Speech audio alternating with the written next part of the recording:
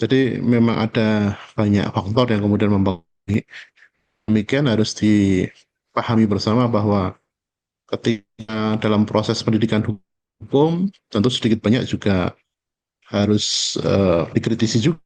Apakah kemudian pendidikan hukum kita hanya menciptakan tukang-tukang hukum, seperti tadi yang dikritik oleh Prof. Cip misalnya, atau sebenarnya cendekia hukum yang kemudian berpikir kritis tentang kondisi hukum saat ini, sehingga bukan hanya strukturnya, kulturnya, atau substansi hukumnya, tetapi juga ada pendidikan hukum yang berperan dalamnya.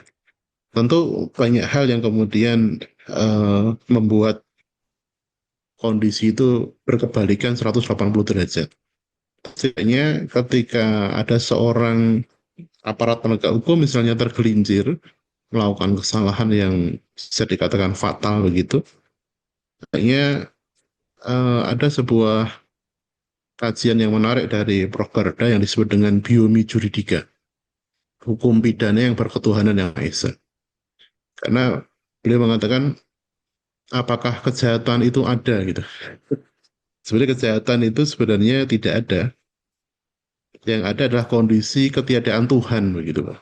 Jadi Nah, ketika seorang aparat itu tergelincir melakukan suatu kesalahan, pada saat tergelincir itu dia mungkin lupa bahwa ada Tuhan yang kemudian harus membersamainya selalu begitu. Telah terbit Majalah Politik Indonesia edisi ke-8 April 2025 dengan topik Jalan Tengah TNI untuk Bangsa dan Negara. Ingin tumbuhkan ekonomi sampai 8% hingga akhir tahun. Anjoknya IHSG masih terjangkau mitigasi dan pejuang demokrasi pembela rakyat kecil. Untuk berlangganan dan informasi lebih lanjut dapat menghubungi kontak yang tertera pada video.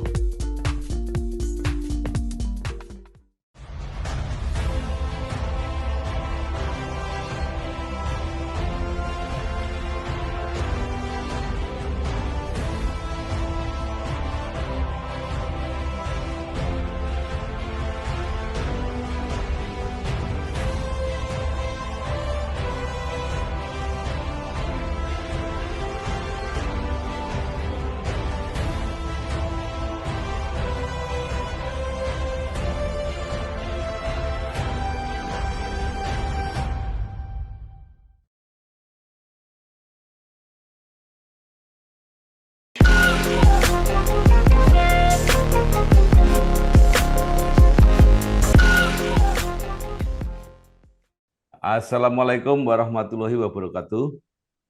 Waalaikumsalam warahmatullahi wabarakatuh, Pak Bambang. Selamat pagi. Oke. Pagi bersama saya Bambang Sadono di kanal Inspirasi untuk Bangsa. Mudah-mudahan kanal ini selalu bisa memberi inspirasi, motivasi, dan edukasi. Kami sedang mempersiapkan beberapa video wawancara untuk mendiskusikan mengenai penegakan hukum yang akhir-akhir ini mendapat sorotan di masyarakat, yaitu apa yang terjadi pada profesi hakim maupun advokat hukum yang ternyata ada yang berperan di dalam eh, fenomena yang disebut sebagai mafia peradilan. Menurut rencana wawancara ini selain akan kami tayangkan secara digital, juga akan kami muat di Majalah Politik Indonesia edisi Mei 2025. Saat ini saya sudah bersama dengan Dr. Muhammad Rustam Maji, SHMH, Dekan Fakultas Hukum Universitas Negeri 11 Maret UNS Surakarta. Apa kabar Pak Rustam Maji? Alhamdulillah baik, Pak Bambang. Ya, Pak Rustam Maji ini lahir di Surakarta 8 Oktober 1982. Ya. 1983 saya sudah lulus Fakultas Hukum. Siap, Menyelesaikan senior. S1 dan S2 di Fakultas Hukum UNS, serta S3 di Fakultas Hukum Undip. Ini juga alma mater saya. Pernah menjadi asisten dosen dan tim modul akademik di STIA Iblam, Jakarta. Kemudian menjadi dosen di Fakultas Hukum UNS sejak 2005 dan saat ini menjabat dekan. Nah, Pak Muhammad Rustam Maji mungkin bisa cerita perjalanan karir eh, sampai saat ini menjadi dekan Fakultas Hukum UNS. Silakan, Pak. Baik, terima kasih Pak Bambang dan pemirsa sekalian. Eh, Berkarir dosen itu menjadi cita-cita sejak semester 6 waktu menempuh Nah, studi di UNS gitu. Jadi ada panggilan dari hati itu kelihatannya jadi ya, pengajar menyampaikan ilmu itu adalah jalan yang perlu ditempuh begitu. Karena waktu itu ya, memang aparat penegak, jaksa, hakim, meskipun kepolisian juga ada, waktu itu semester 6 itu ada tawaran beasiswa ya, polisi sumber sarjana, tapi ya, kayaknya juga luar biasa ketat gitu. Ternyata waktu mendaftar sebagai dosen juga sangat ketat. Waktu itu ya, tahun 2005, jadi ya, saya lulus S1 2004, kemudian lanjut S2 sebelumnya 6 bulan merantau ke Jakarta di STIH IPLAM ya, tadi Bapak. Namun ya, kemudian menjadi tim modul di sana, menyusun ya, modul-modul di STIH IPLAM. Kemudian 2005 kembali ke Solo, melanjutkan S2 dan juga ya, itu rekrutmen dosen terakhir menggunakan jasa sarjana hukum ya, waktu itu. ya, Jadi saingannya banyak sekali. Kalaupun sekarang dipercaya sebagai dekan, sebenarnya kalau di dunia akademik, jabatan kaprodi, wakil dekan maupun dekan, bahkan rektor itu sebagai tugas tambahan. Jadi harus disikapi ya, sebagai sebuah hal yang biasa saja dan itu semua bisa diraih oleh siapapun sepanjang kemudian dipercaya untuk kemudian mengemban amanah demikian, Pak Bambang. ya. Baik. Luar biasa. Saya kira semua orang, bahkan orang awam pun tahu bahwa dunia penegakan hukum di Indonesia sedang tidak baik-baik saja. Nah, kemudian eh, orang mungkin juga bertanya, ini ketika belajar hukum ini apakah hanya kepandaian, kepiawaian di bidang teknis hukum yang diajarkan, apakah membekali juga dengan apa ya, integritas, karakter, etika yang itu akan sangat berperan penting di dalam berkarir, baik sebagai apapun, apakah sebagai jaksa, sebagai lawyer, sebagai hakim. Nah, yang menarik adalah ada salah satu alumni yang sama-sama Pak Restamasi pernah belajar juga dari Undip itu yang begitu gagah berani menyatakan bahwa seorang hakim harus benar-benar bersih. Bahkan saya menyebutnya yang anti suap. Nah, pertanyaan eh, secara umum adalah eh, apa sebenarnya yang dibekalkan kepada calon-calon penegak hukum ini ketika mereka kuliah di Fakultas Hukum, Pak Rustamasi, khususnya di UNS, silakan. Masih Bambang. Jadi memang kalau kita pahami bersama bahwa di Fakultas Hukum, utamanya untuk strata 1, eh, Ya, secara umum memang yang belajar adalah ilmu hukum. Nah, ilmu ya, hukum. Tetapi di dalam proses pembelajaran dari semester 1 sampai misalnya semester 7 atau 8 pendidikan, ya, itu tentu ada muatan-muatan etika profesi misalnya. ya, Kemudian filsafat hukum misalnya. Tidak hanya seperti yang dikatakan misalnya oleh eh, Paul Scholten misalnya, menyebut bahwa ya, eh, hukum itu seperti Handwerklogische Figuren gitu. Jadi hmm, semacam menarik garis satu titik ke titik yang lain, kemudian dengan alternatif pasal yang dipilih. Tidak seperti itu sebenarnya. Atau berpikir ala positivisme hukum, membaca, mengeja undang-undang, alas binden kader van der Wet misalnya. Seperti yang kemudian dikritik selama ini karena saya belajar juga di Undip. Ada pendapatnya Prof. Cip atau Sastor Harjo yang kemudian cara berhukum itu tidak hanya semata-mata mendasarkan undang-undang atau membaca ya, pasal demi pasal, tapi di sana ada ya, etika profesi, ada filsafat begitu, yang kemudian tentu akan membekali mahasiswa itu dengan skill yang kemudian bukan hanya membaca undang-undang, tapi juga harusnya memahami tadi kalau dikatakan bahwa misalnya untuk profesi hakim misalnya, karena hakim itu menggunakan pakaian kebesaran, kalau dalam bersidang misalnya, maka pakaian kebesaran itu juga harus dipahami. Biasanya yang menggunakan pakaian kebesaran itu orang-orang yang luar biasa. Para sultan, para raja menggunakan pakaian kebesaran, para pemuka agama menggunakan pakaian kebesaran. Itu karena orang-orang itu spesial, termasuk para advokat, para ketika kemudian menggunakan topi, ya, itu adalah pakaian kebesaran. Kemudian kan disebut sebagai Tuhan.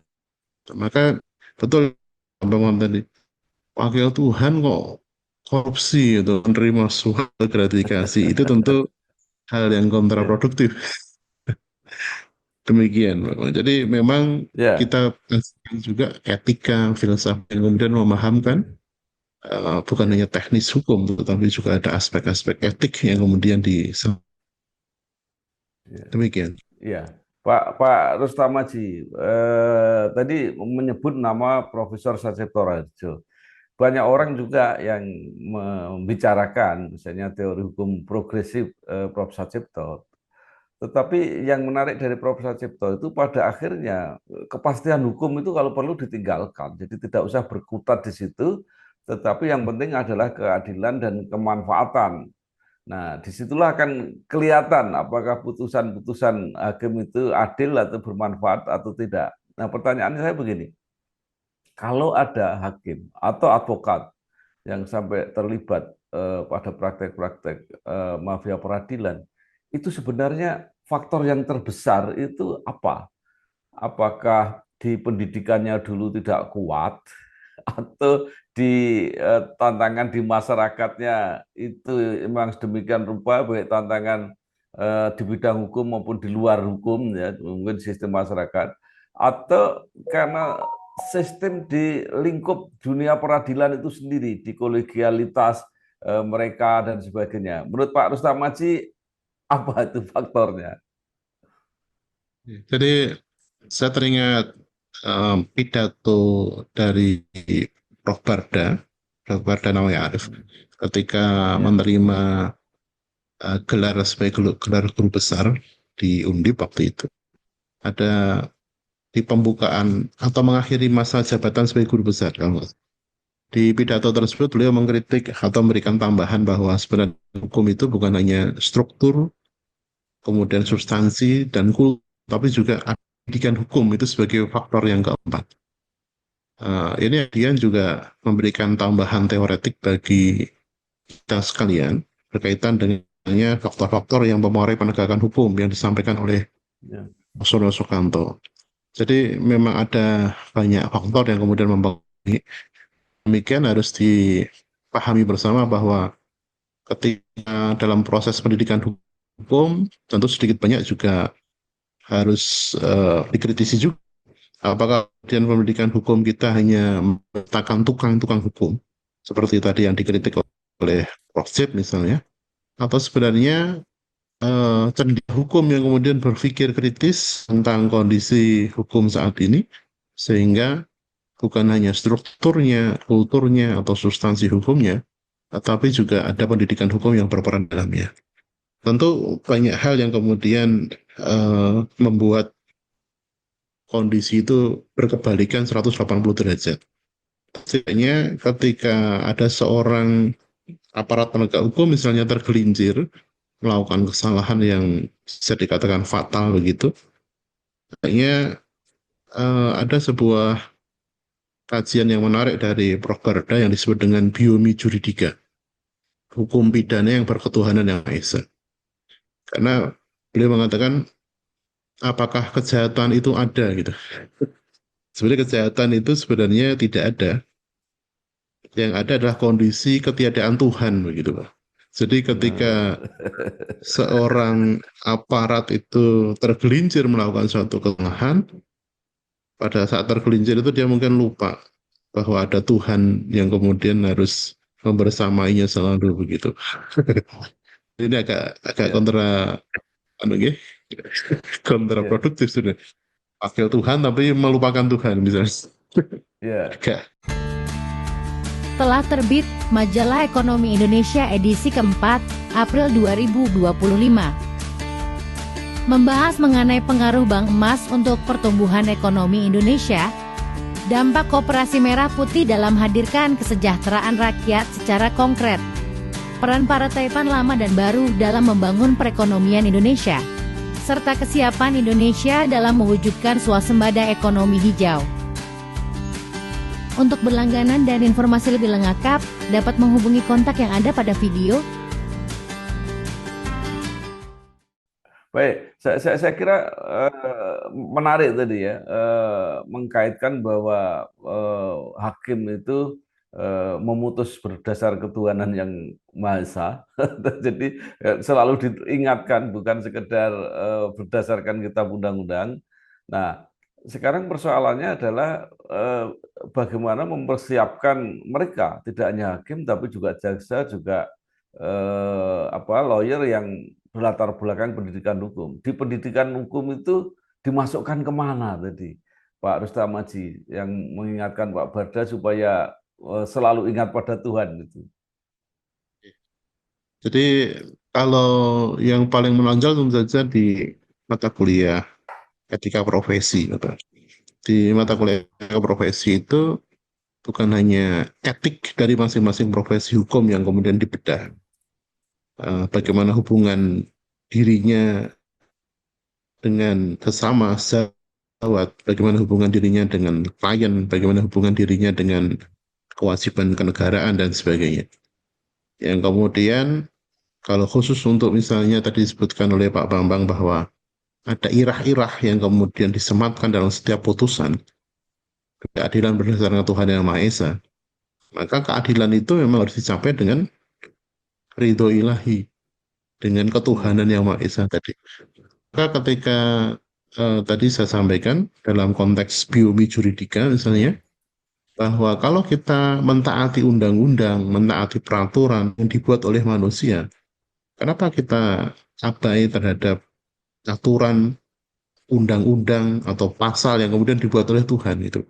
Melalui apa? Ya, Berbagai macam kitab suci, misalnya begitu. ya, Ini yang kemudian sebuah otokritik terhadap proses pembelajaran di hukum juga, bahwa kadang-kadang ya.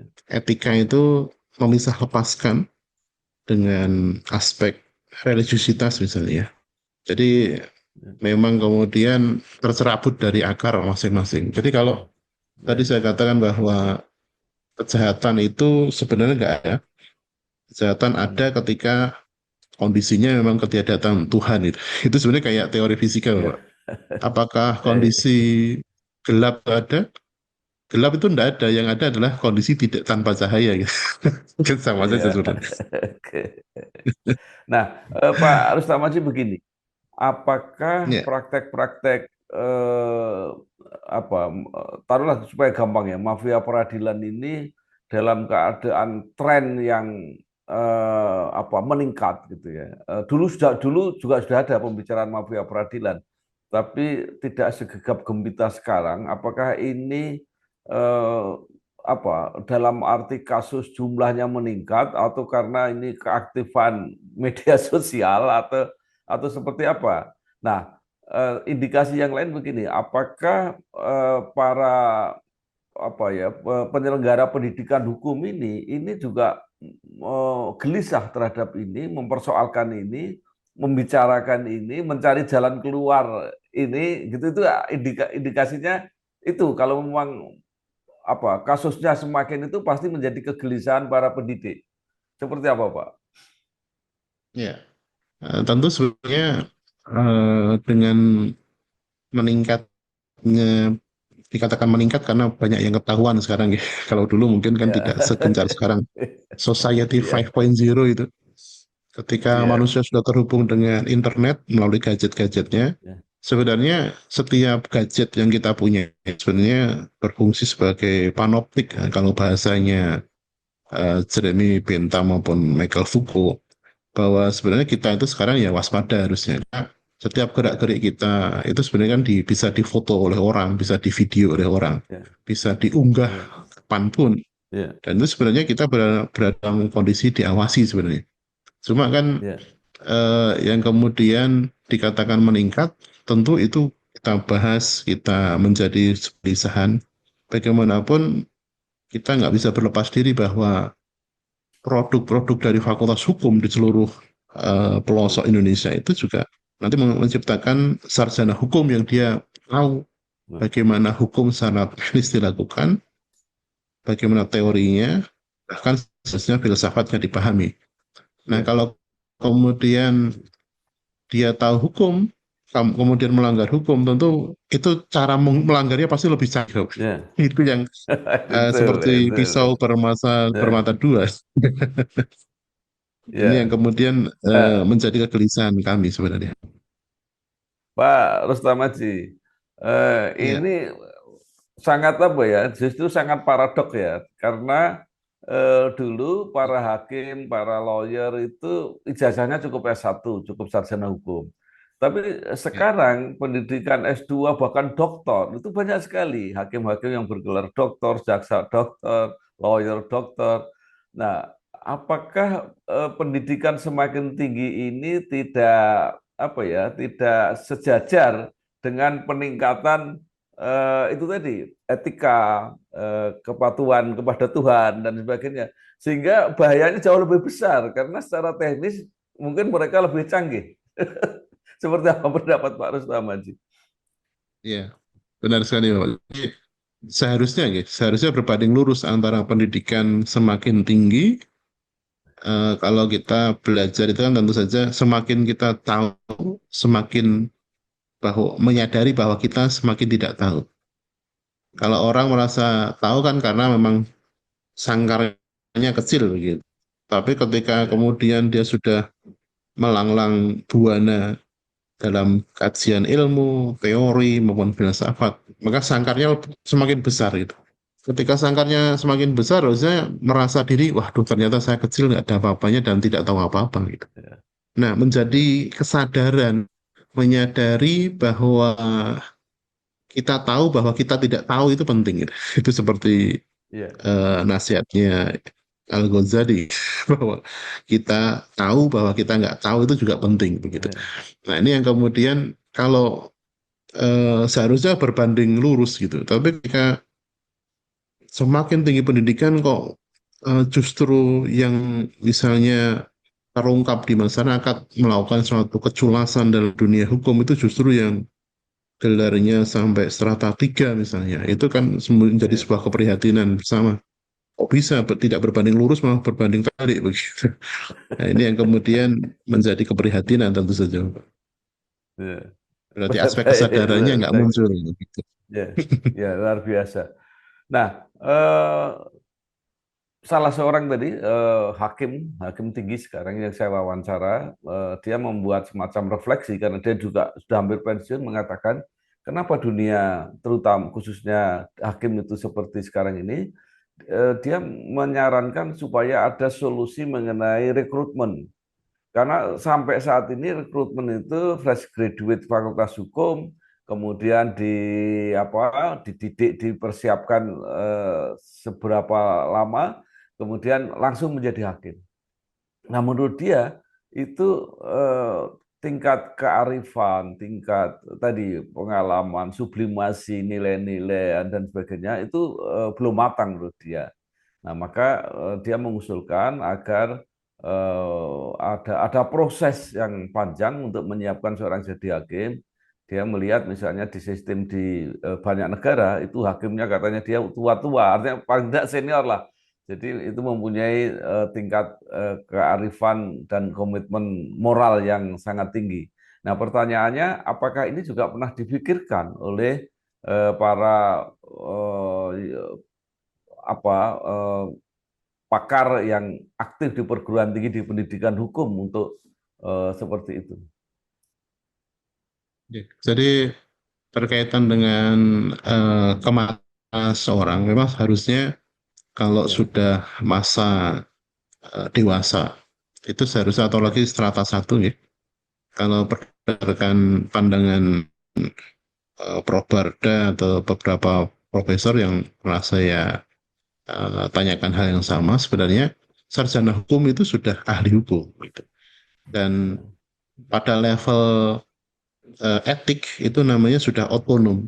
Jadi orang dewasa yang bisa mikir apa yang kemudian dia harus lakukan konsekuensinya seperti apa. Beda dengan anak-anak misalnya. Anak-anak itu level etiknya kan anomi, Bapak. Dia lebih ya, cenderung sesuai dengan temannya, sesuai lingkungannya gitu. Kalau ya, agak tinggi sedikit heteronomi. Heteronomi berarti dia masih tergantung gengnya, tergantung kelompoknya gitu. Tapi kalau sudah manusia dewasa, apalagi dia belajar hukum, harusnya menjadi manusia-manusia otonom. Dia tahu apa yang dia lakukan, ya, dia bisa memikirkan. Kemudian ketika menjadi, apalagi menjadi aparat penegak hukum, memang sebenarnya dalam setiap jenjang penegakan hukum, misalnya kalau kita lihat hakim ya, itu kan ketika dia melamar menjadi CPNS, keterima, itu masih ada waktu menjadi CPNS menjadi PNS 1 tahun.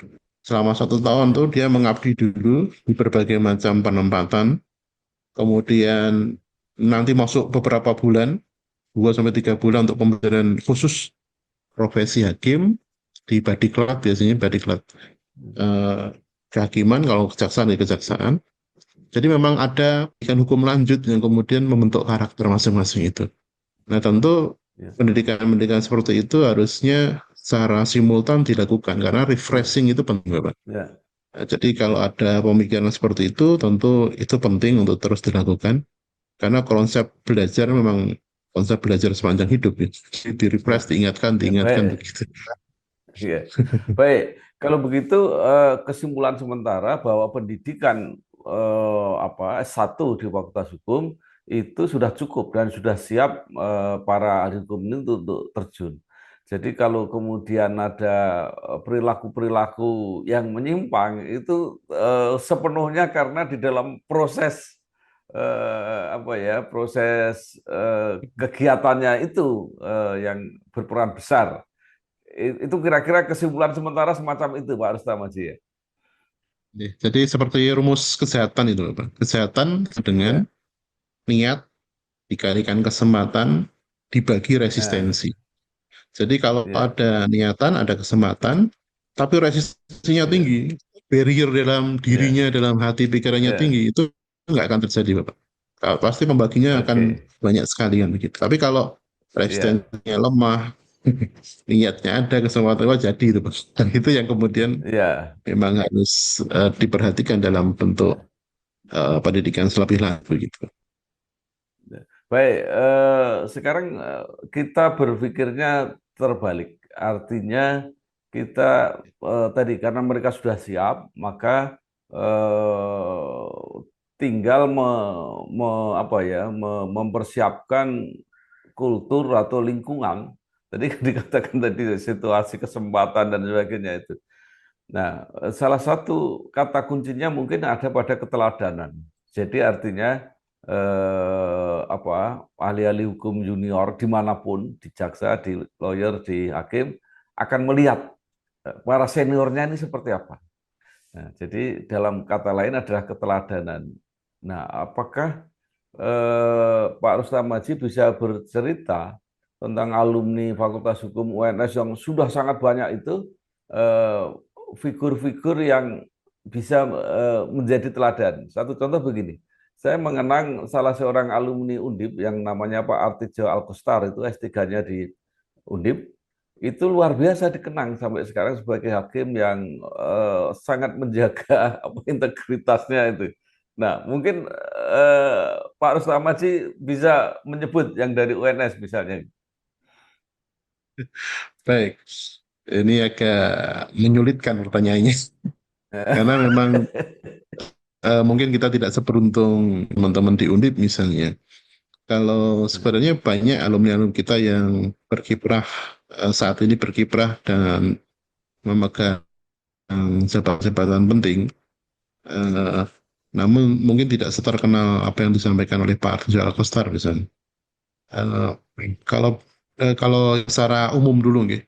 Sebenarnya Nggih. kalau kita bisa belajar dari tadi yang disebutkan, figur-figur yang bisa dicontoh secara nasional, misalnya tadi disebutkan Ya, Pak Arjo Alkostar dari sisi hakim gitu, nggih. Ada juga kepolisian, Pak Hugeng, itu kan juga ya, Kapolri yang ya, terkenal sangat bersih begitu, nggih. Kemudian ya, ada advokat Yap Tiam Him misalnya. Tentu itu ya, juga bahkan menjadi trofi kan yang dikenal sampai ya, sekarang. Eh, ya, Beliau-beliau itu kemudian menjadi figur-figur yang menggambarkan adanya officium nobile gitu, atau profesi yang mulia gitu. ya. Nah, kalau di UNS memang kemudian kalau saat ini saya sebut beberapa masih berkarir misalnya. Tetapi Ya, tentu beberapa dekan yang kemudian ada di UNS, misalnya apa namanya, salah satu yang ahli bidang hukum internasional, ada Pak Haryo Matara misalnya. Beliau memberikan oh, sumbangan ya, yang besar untuk kemudian pemikiran-pemikiran hukum di bidang aspek hukum humaniter, hukum internasional, hukum ya, perang begitu. ya, Yang ya, meskipun di akhir karir beliau ya, pindah ke Trisakti, tapi ya, fondasi yang sangat kuat di alumni EVA UNS itu juga perlu di apa namanya, menjadi sebuah contoh ya, sebagai akademisi yang ya, tulen begitu. Kemudian tentu saja itu yang mungkin bisa dikenang sebagai sebuah legend begitu. ya, Maka nama beliau disematkan sebagai salah satu nama gedung di ya, UNS, karena kiprah beliau di bidang aspek akademis. ya, Namun demikian saat ini sebenarnya ada ada potensi yang besar karena UNS satu penyumbang aparat penegak hukum yang besar juga, terutama kejaksaan. ya, Jadi ya, ya, jadi semoga nanti muncul generasi-generasi ya, yang kemudian ya, menjadi tokoh dan menjadi panutan yang bisa kita sebut dengan kebanggaan ya, alma mater. Demikian. ya. Pak Rustam Maji, memang kalau UNS itu mendominasi untuk Kejaksaan Agung. Jadi apa jaksa jaksa agung muda itu pernah saya nggak tahu sekarang masih berapa, tapi pernah suatu saat mendominasi di Kejaksaan Agung. Nah, terakhir Pak Rustam Maji, mungkin apa yang masih bisa dipesankan kepada para alumni, karena ini mungkin salah satu pesan yang penting. Jangan lupa kalau seorang alumni melakukan sesuatu yang tidak terhormat, itu bukan hanya akan menyangkut dirinya sendiri, keluarga, tetapi juga alma maternya. Nah, mungkin silakan Pak Rustamaji. Ya, benar sekali Pak Bambang. Istilah alma mater, alma mae Ya, atau ibu gitu ya. Jadi ya, seharusnya kita memperlakukan alma mater itu seperti ibu. ya, Karena alma mater itu kan artinya juga ibu ya. Jadi seharusnya setiap kita lulusan dari manapun kemudian menjabat suatu amanah yang besar, tentu harusnya memperlakukan diri kita dengan hormat, yaitu menghormati diri kita sendiri, menghormati keluarga kita, menghormati alma mater kita, bahkan institusi tempat kita berkarya. Karena kalau setiap kita melupakan satu detik saja berkenaan tentang penghormatan dari respect terhadap, ya, utamanya terhadap alma mater utamanya, itu ya, eh, ini taruhannya adalah nama besar ibu ibu Anda begitu. Nah, ini ya, yang kemudian mungkin terpakan ketika ya, ada godaan yang besar ya. Itu yang kemudian harus dipahami bersama bahwa setiap alumni itu juga di pundaknya ada nama besar amater yang kemudian satu bilah batu demi batu itu susun untuk kejayaan alma mater. Banyak orang yang kemudian mencurahkan ilmu, pikiran, tenaganya dan waktunya yang tidak sedikit. Tapi ketika ada nilai setitik saja itu kemudian bisa merusak susu Ya. sebelanga. Ini yang tentu saja Ya. harus disadari dengan pemahaman yang sangat baik begitu tentang alma mater dan amanah yang diemban. Demikian, Bapak. Baik, terima kasih sekali Dr. Muhammad Ustamaji SMH, Dekan Fakultas Hukum UNS. Mudah-mudahan apa yang disampaikan menjadi inspirasi, menjadi edukasi untuk dunia penegakan hukum di Indonesia, khususnya para alumni alma mater UNS yang sudah juga mewarnai dunia penegakan hukum di Indonesia. Sekali lagi terima kasih Pak Rustamaji, sukses, semangat terus memberi bekal kepada calon-calon penegak hukum di Indonesia. Wassalamualaikum warahmatullahi wabarakatuh. Waalaikumsalam warahmatullahi wabarakatuh. Terima kasih Pak Bambang atas inspirasinya pagi ini. Terima kasih, sama-sama. Setelah terbit Majalah Kampus Indonesia edisi ke-6 April 2025 dengan topik mundurnya Profesor Hikmanto sebagai rektor setelah mencapai akreditasi unggul. Prediksi Profesor Suyanto tentang puncak disrupsi di tahun 2030. Juga Kampus Indonesia yang sedang mempersiapkan buku 100 Rektor Inspirasi Indonesia sebagai model inovasi untuk menyambut Indonesia Emas. Untuk informasi dan berlangganan, dapat menghubungi kontak yang ada pada video